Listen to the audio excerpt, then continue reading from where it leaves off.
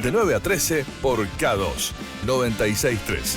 Actitud hecha radio. Se me pasa por estar rodeado de tantos Alejandro. En este caso no tiene un apodo, lo puedo presentar como Alejandro Andersen, como tantas otras mañanas. Que viene a los estudios de K2, nuestro historiador exclusivo, podemos decir, aunque lo han pedido de muchísimos otros medios, vale decirlo. Ale, ¿cómo estás? Una vez más. Hola, Adrián, buen día. Sí, bueno, pero de eso se ocupa mi representante. Yo me dice dónde tengo que ir y acá llego. Muy bien, está muy bien. Saludo a Cuca Sánchez también. Saludo, que hoy lo nombramos. Un hombre de la casa. Exactamente. Bueno, vos también sos un hombre de la casa. En este caso, debo decir también, cerrando este ciclo 2025. Última entrega. Última entrega de Crónicas de Necochea, donde hemos repasado tantas lindas historias y que tienen un eje de conocer un poquito cómo era el pasado de nuestra ciudad, de nuestros pobladores, para entender un poquito más nuestro presente. A modo de introducción, tengo acá el machete, obviamente, como tenemos todos los conductores de radio, y dice Enfiteusis. Enfiteusis, dice, y no vamos a hablar de una diosa griega, eso estoy seguro, por más que suene parecido, y me gustaría que nos digas cuál es la temática de hoy, por qué nos metemos con esta ley, entiendo, y que ha tenido sus réplicas aquí en Necochea, y el que no entiende del otro lado de qué carajo está hablando con esto de enfiteusis, es algo que se está hablando por estos días aquí en la ciudad, esto de tener, ¿no?, concesiones y te doy un terreno para que vos lo trabajes y bueno, puedas hacer algún producto turístico. No sé si como producto turístico, pero esto ya pasaba hace muchos años atrás. En algún aspecto solo cambian los nombres. Bueno, para terminar esta primera temporada, entiendo, vamos a terminar como corresponde por el principio. Bien. Así se hacen las cosas. Bien. Y el principio, si hablamos del principio, hablamos de la historia de Necochea, tenemos que decir que en el principio fue la tierra. Claro.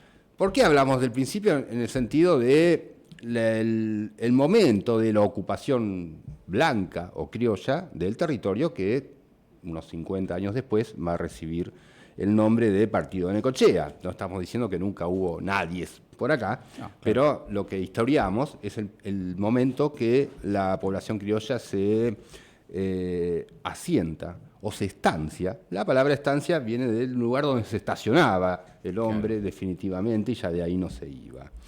Y tiene que ver naturalmente con la enfiteusis. La enfiteusis, el concepto, podríamos actualizarlo llamándolo arrendamiento. No era otra cosa que un arrendamiento o un alquiler de la tierra. ¿A quién se le arrendaba? Al Estado, porque las tierras pertenecían al Estado de la provincia de Buenos Aires. Todavía tampoco podemos hablar de Argentina, sino de el Estado bonaerense, y que era el propietario de la tierra. Si hablamos del Estado, más o menos podemos decir que las tierras eran públicas, es decir, que la pertenencia, una pertenencia espiritual de la tierra, podía ser del conjunto de la nación. Bien. De los bonaerenses. Bien. ¿Sí? Sí. Bien. Y vamos ahora sí a lo puntual. En principio del siglo XIX y bastante avanzado también, la posesión efectiva de las autoridades bonaerenses sobre el territorio, ese territorio que vemos dibujado en los mapas, la posesión efectiva era fluctuante. ¿Por qué? Porque también son épocas donde se está dando este conflicto internacional entre la nación bonaerense o criolla, lo que será la nación argentina, y las naciones indígenas. Bien. Hay un conflicto que lleva a que los avances constantes y retrocesos en esa ocupación efectiva del territorio. Digamos que el indígena no reconocía lo que en una oficina en Buenos Aires decían, esta tierra es para vos o esto pertenece al Estado argentino. El indígena decía, a mí que tu papel no me importa. Claro, está muy bien. Con lo cual, otra vez, la frontera de la provincia de Buenos Aires, así se denominaba, iba y venía en el territorio. También hay que aclarar que en este largo periodo de disputas entre la nación criolla y las naciones indígenas, que eran más de una, en general lo que abundaba eran relaciones pacíficas. Bien. Más allá de, han pasado mucho a la historia los conflictos o los enfrentamientos o las guerras, pero en la mayoría del tiempo las relaciones eran pacíficas. La frontera, como toda frontera, era porosa, y las dos naciones se cruzaban de todas las maneras que nos podamos imaginar, comercialmente, laboralmente y también, ¿por qué no?, matrimonialmente. Claro, es cierto, sí. La cuestión es que en el año 27 la provincia de Buenos Aires, el Estado, resuelve que la frontera iba a pasar por Bahía Blanca, la frontera dibujada. Bien, la frontera de la provincia de Buenos Aires, como la conocemos hoy, termina en Bahía Blanca en esa época. En esa época, antes de ese año 27, terminaba en el río Quequén. Mirá. Y antes, en realidad, el control concreto llegaba apenas al río Salado, ¿no? Que se desemboca en la bahía de San Borombón, ahí por Chascomús. O sea, era muy poquito. De ahí para abajo capaz que estaba en el mapa, pero nadie que lo controlara. Había, por supuesto, establecimientos criollos, pero era algo, otra vez, fluctuante. ¿Qué pasa? Esa ampliación de la frontera desde el río Quequén hasta Bahía Blanca incorporaba a los papeles del Estado un montón de tierra, te podrás imaginar. Claro. Una vez incorporada, el Estado estaba en situación de disponer de esas tierras de la manera que le pareciera. Pregunta boba. ¿Y ahí podía ir alguien común y corriente a decir, yo quiero ese pedazo de tierra? ¿O ya estaba todo acomodado para que no? Las tierras ya llegaste tarde, ¿no? Lamentablemente pertenecen a este señor con triple apellido. El mecanismo burocrático era que cualquiera podía presentarse frente al Departamento Topográfico de la Provincia de Buenos Aires y solicitar o pedir, y en realidad el término que se usaba era denunciar, tierras baldías. Bien. Que en tanto baldías eran propiedad del Estado. Del ¿no? Estado, pero del Estado. Bien. Y ahí es donde se establecía la relación enfitéutica, donde el Estado concedía a ese particular, a ese privado, una cantidad de tierras en enfiteusis, a cambio del cual el beneficiario pagaba un canon anual, que se establecía en la ley. La ley enfitéutica en ese momento decía entonces que a quien denunciare tierras baldías, después de un trámite correspondiente, se le otorgaba y ponía un límite. Un límite en cuanto al tamaño, a la dimensión del territorio, que era de 12 leguas cuadradas por individuo. Las 12 leguas cuadradas serían 32.400 hectáreas. Bueno, bastante, un cachito. Bastante un cachito. importante. Sí. También tenemos que aclarar acá, para no ser malos, que hace 200 años la unidad productiva exclusivamente ganadera necesitaba una amplitud, ¿no? Era una producción extensiva donde las vacas tenían que pastar el pastito natural y demás. Sí, no había tanto emprendimiento agrícola, sino mucho más ganadero, ¿no? No había emprendimiento agrícola alguno. La agricultura solo se practicaba a los alrededores de la ciudad de Buenos Aires o algunas ciudades más grandes, en esta época, no sé, Dolores, por ejemplo, Monte, Chascomús, por ahí, porque no... y eran exclusivamente para el autoabastecimiento. No pensemos estas tierras en 1820 y pico como tierras de cosecha, sino como tierras de pastoreo. Exclusivamente ganadera. Bien, entonces el 12 de noviembre se habilita a que los particulares denuncien tierras más allá del río Quequén hasta Bahía Blanca. Y rápidamente, el 13 de noviembre, a las 9 de la mañana, porque había que llegar rápido. Bien. Bueno, el detalle, que capaz que lo pasan por alto, pero más allá del río Quequén incluye Necochea, o sea, digamos, no es la margen ahora donde estamos, ¿no? Hablamos de Bahía Blanca, pero estamos hablando de nuestro territorio. De la margen derecha del río Quequén. Claro. El 13 de noviembre, entonces, se presenta ahí en los edificios de la Administración Pública de la Provincia de Buenos Aires, en la ciudad todavía, ¿no? Sí. Elías Girado. Mira Elías Girado. Elías Girado dice que se enteró que dentro de la nueva línea de frontera se halla un campo para la cría de ganado sobre el rincón del Quequén. Bien. Y como lo necesito para mis ganados, ¿quién no? He decidido denunciarlo en la extensión de 6 leguas de frente por 6 leguas de fondo. Esto suma 36 leguas cuadradas. Bien. O sea, 97.200 hectáreas. Cada legua cuadrada equivale a 2.700 hectáreas. Bueno, un poco pasadito. Mucho más del límite. De lo que decía la ley, bien, ¿no? Bien. El 13 de noviembre. Pero resulta que 5 meses antes, el 18 de junio de ese año 1927, también se presentó a la provincia Pío Torres. Mira Pío. Pío Torres dice que existe un terreno baldío de propiedad pública al sur del arroyo Quequén, más conocido como la Rinconada del Quequén, que lo denuncia y lo pide en enfiteusis y que se compone de 4 leguas de frente sobre la costa de mar y 8 leguas de fondo. Así que había llegado tarde el amigo Elías. 32 leguas cuadradas, 86.400 hectáreas. La dimensión era toda, se podía poner absolutamente todo hasta Bahía Blanca. Claro. Entonces, el peticionante decía más o menos cuánto iba a necesitar. Bien. En junio, lo que pasa que la ampliación de la frontera se produjo en noviembre. Entonces, Llegó antes. Se le responde, todos estos expedientes están sí. en los archivos de... estamos leyendo expedientes oficiales, digamos, de los archivos. Claro, del departamento topográfico. Estos se encuentran en la ciudad de La Plata y felizmente están todos. Bien. Entonces, el 22 de junio le responden a Pío Torres, que pide todo ese pedazo, dice que ese terreno está fuera de la línea de frontera. Claro, Entonces no se puede pedir. Está bien. Y responde inmediatamente Pío Torres y dice que ok. Dice, pero llegado el caso de que se amplíe, Se anticipó. que se amplíe con el Mirá. tiempo, que es algo que puede pasar, Mirá vos. entonces Tenía la data, me parece. lo quiere dejar denunciado. Claro. Y que se le declare el derecho para cuando...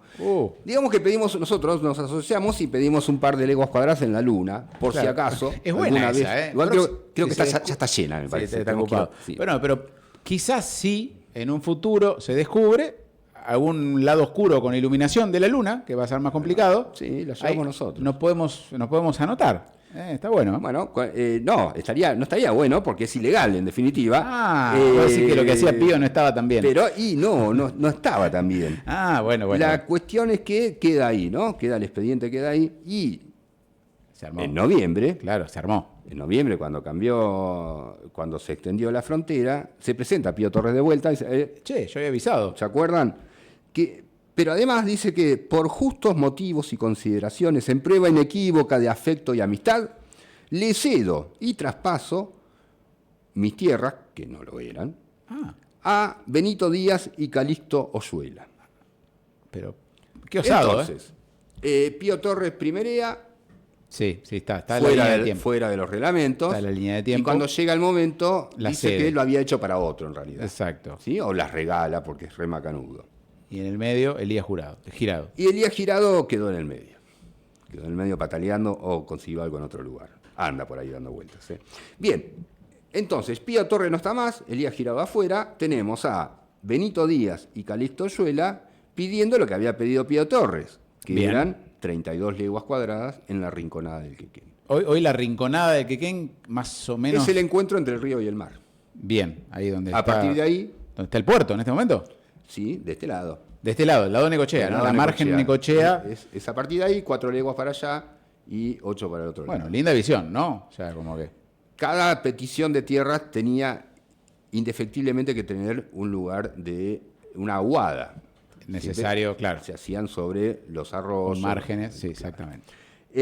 Bien, listo, y sigue el expediente ahí. Entonces, Oyuela y Benito Díaz tienen la denuncia de A su favor. 32 leguas cuadradas. Pero claro, saben que el máximo por cabeza es de 12. Sí, se fue un poquito para Lo de arriba. 32 no puede pasar. Entonces, dicen que admitieron, dice, hemos convenido admitir en nuestra sociedad a Santiago Figueredo. Otro más. No solo para obtener así las 32 leguas, Claro. si son 3, llegan, sino también para que con su capital pueda aportar al engrandecimiento de este establecimiento que pensamos poner. Ya está. Entonces, son 3 personajes pidiendo 32. Bien. Corresponderían 36, pero quedan 12 para Benito Díaz, 12 para Calixto Oyuela y otras 8 para Santiago Figueredo, un famoso, era cura este hombre, y tuvo mucha participación en la historia de la provincia de Buenos Aires y desde la independencia y demás. Bueno, eso en marzo del 28. El 2 de agosto, el fiscal, estos son trámites burocráticos que tenían que dar todas las vueltitas por las distintas oficinas, Sí. las distintas oficinas públicas de la provincia. Dice que Benito Díaz ya había denunciado 24 leguas cuadradas en otro lugar. Bueno. Y por persona, Estaba ahí coronando entre todo el tablero. son 12. Le dieron 24 igual en otro lugar, pero queda afuera. Bien. No puede. No. puede. Así fue que otra vez volvemos a hacer 2.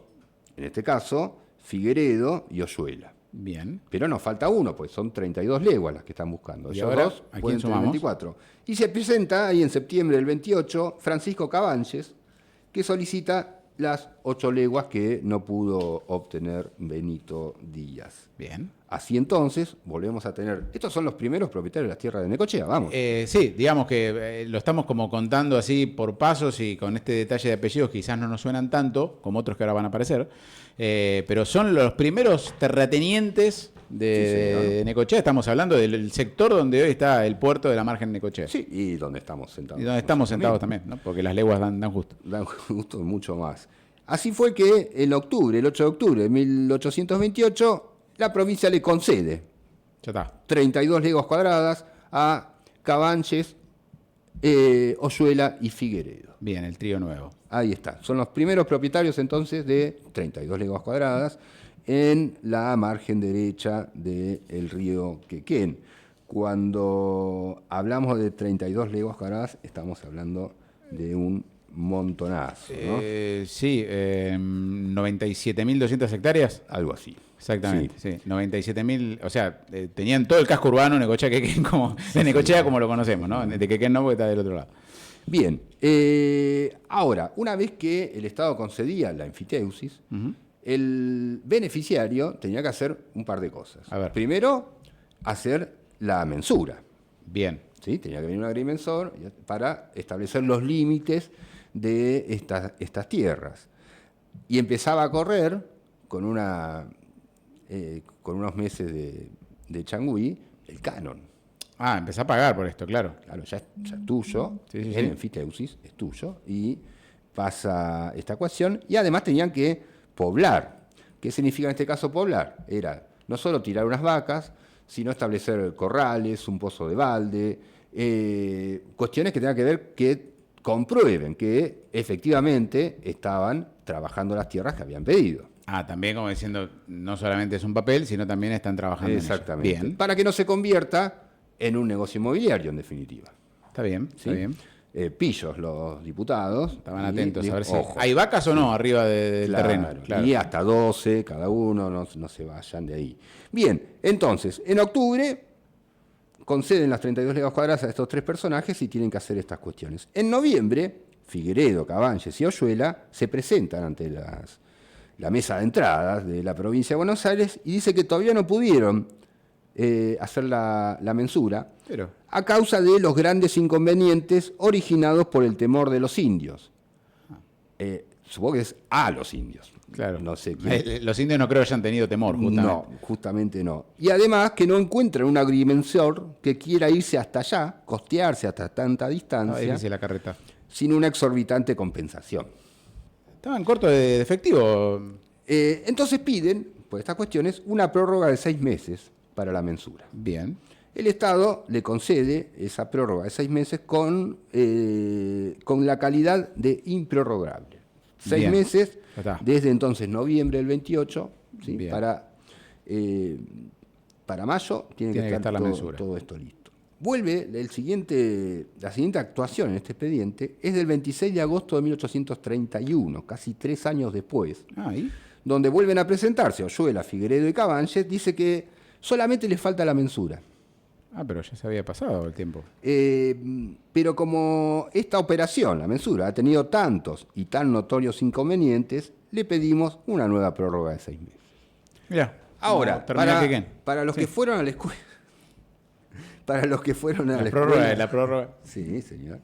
Entre el 28 y el 31 pasaron algunas cosas ¿Qué pasó? en la provincia de Buenos Aires. No nos vamos a meter eso porque Ah. no es historia local, pero este expediente empieza con la gobernación de Manuel Dorrego, después viene el fusilamiento de Dorrego, la gobernación de Lavalle. Se complicó. Después vienen, en el mismo momento se está en guerra con, la provincia de Buenos Aires está en guerra con Brasil, Claro. por la cuestión de la banda oriental, después viene Rosas y todo por el estilo.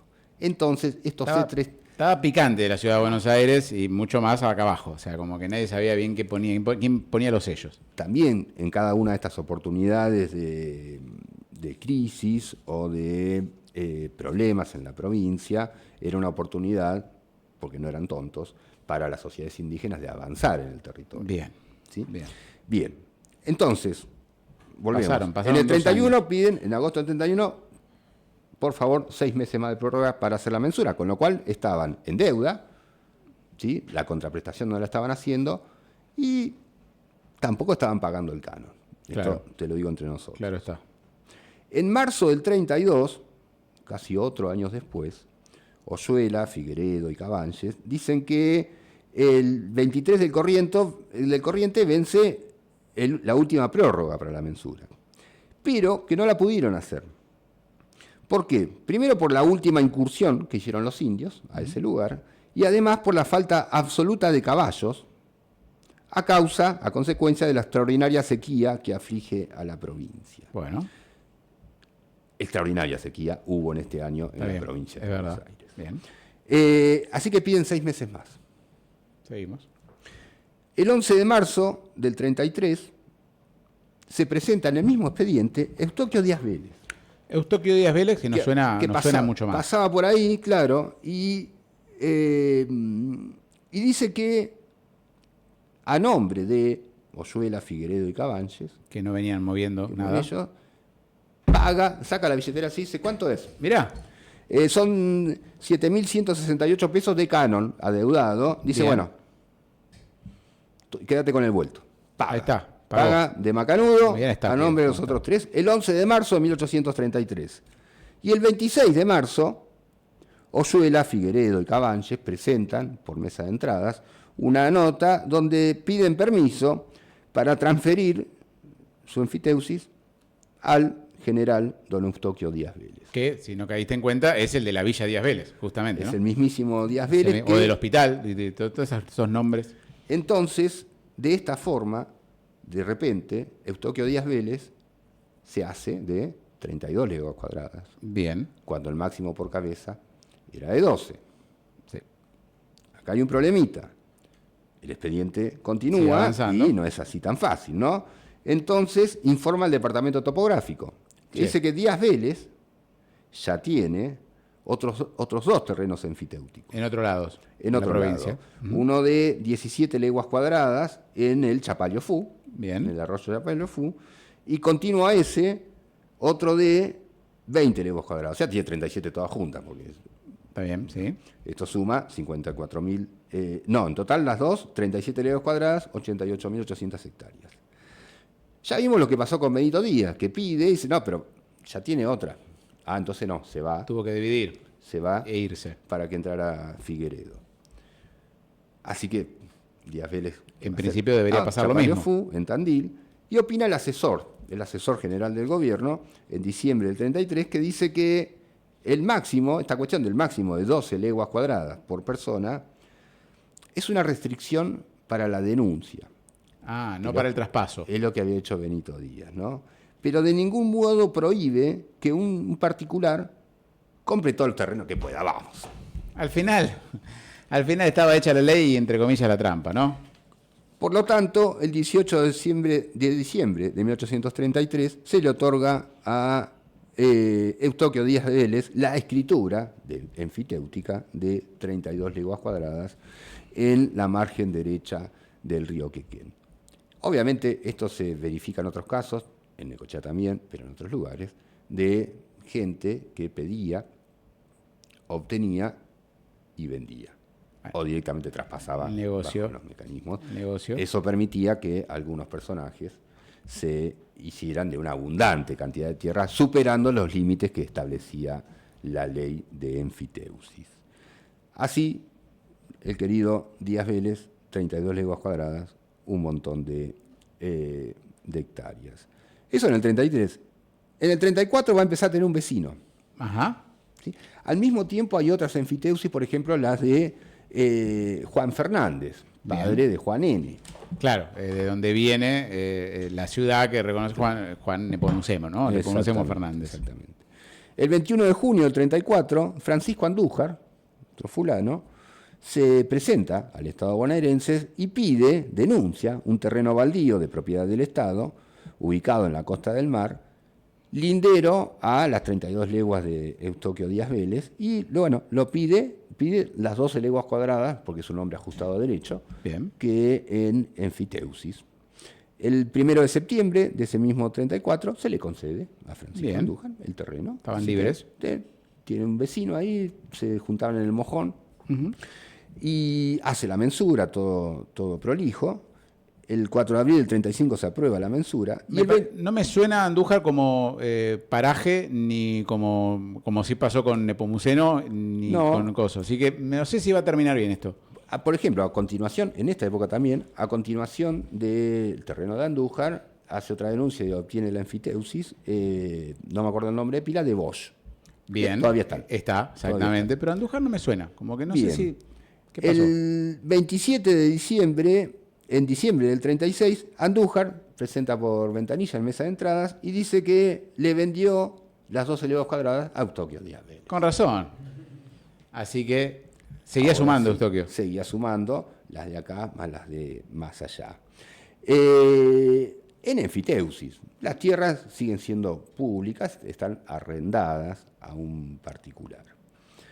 Durante todo este tiempo, hasta acá, el Estado, ¿por qué no enajenaba las tierras? Porque no las vendía, en definitiva. Bueno, primero porque le pertenecían, pero después también porque esas tierras todavía eran la garantía de la deuda con la Baring-Brother que había tomado Bernardino Rivadavia. Cuando pagaron la deuda, no la pagaron, pero hubo un cambio ahí, la provincia decide vender, desprenderse de esas tierras. Ya no arrendaba, sino vendía. Venderlas. Acá la Oficina Anticorrupción... ¿Qué pasó con Eustoquio que estaba ahí? Que yo ya estoy acá. Eustoquio dice, bueno, yo quiero comprar. Y claro. Y hace una propuesta de compra, Ajá. ¿no? Acá no había licitación ni nada por el estilo, el interesado hace una propuesta. Dice que va a pagar por su tierra, no vamos a decir los números en pesos, porque no nos van a hacer referencia. Sentido, pero que, porque Díaz Vélez tampoco hablaba de números en pesos. Dice que hay 640 novillos que le dio al Estado para la frontera, se los dio a Manuel Guerrico, y todavía no los cobró. O sea, acá me debe el Estado. Me debe 640, el precio por 640 novillos. Y además, el resto de lo que vale todo esto... Sí. La ciudad de Necochea, completa. Sí. ¿Cuánto vale? ¿Cuánto vale? No sé, más que 640 novillos seguro. Y el resto también lo va a pagar con vacas o novillos, según me sea posible, ¿sí? En un plazo de 8, 16 y 24 meses. Esa es la propuesta, que inmediatamente fue aceptada, y así Díaz Vélez pagó sus tierras. ¿Qué pasa acá? Acá termina. Díaz Vélez acumuló en total, entre Quequén y Chapelofú, 81 leguas cuadradas, son 218.700 hectáreas. Un montonazo. El tema, me parece el fondo, lo importante de todo esto, que por ahí se hace medio tedioso, viene uno, viene el otro, paso por paso, tiene que ver con la manera en que una propiedad pública, en este caso la tierra, se traspasa a manos privadas. Porque un lugar, en definitiva, estas 44 leguas cuadradas en lo que hoy es Necochea, que en tanto públicas cualquiera podía ir y cazarse una liebre, a partir de un día para el otro, alguien dice, todo esto es mío y si querés una liebre me tenés que pagar. Alguien puede decir, bueno, pero el tipo las pagó. ¿Cómo las pagó? Con novillos.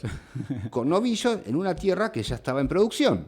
Con los novillos que salían, o que salían de las vacas, ¿no? Bueno, pero de la misma tierra. De cuyas vacas pastaban en esa tierra. Con la producción. Entonces, compraba con la ganancia, con el aumento patrimonial que había verificado en una tierra pública. Claro. Que todavía era pública. De esta forma, los que fueron a la escuela lo saben, se conformó la famosa oligarquía terrateniente, ¿no? Claro. O la oligarquía ganadera. Y esto no es lineal, que nadie se ponga a patalear ni nada por el estilo. Pero esto me hace un poco de ruido cuando, por ejemplo, se siguen discutiendo la cuestión de las retenciones. El espíritu de las retenciones a las exportaciones de algún producto que sale de la tierra, una plantita o el pastito que come la vaca, tiene que ver con que el propietario obtiene lo que se llama una ganancia extraordinaria. ¿Por qué extraordinaria? Porque el origen de esa ganancia surge del subsuelo de la tierra. Y el subsuelo de la tierra no se privatiza. Entonces, el Estado establece lo que conocemos como retenciones, tiene otros nombres y demás, a partir de eso. Y cuando vamos a ver el origen de cómo obtuvo esas tierras. cómo se llega hasta acá, la cosa por lo menos deja que pensar, cada cual piensa lo que quiera, se levanta con el pie derecho, con el pie izquierdo, lo que sea, y saca sus propias conclusiones. Ahora, usted me dirá, bueno, ¿qué tiene que ver el pobre nieto que tiene 50 hectáreas y la llena de soja? Bueno, por supuesto, no es pone Díaz mucho Vélez. dinero en fertilizante arriba. No es Díaz Vélez, lo que estamos contando es el origen de eso. Cualquiera de los chacareros que andan por acá cerca no son responsables de eso, pero hay un origen y hay una cuestión justamente histórica que tiene que ver con cómo el Estado, en definitiva, debiera establecer equilibrios para los que aquellas personas en 1833 que se quedaron afuera del reparto de la tierra pública puedan desarrollar su vida con las mismas posibilidades que Díaz Vélez y toda su parentela.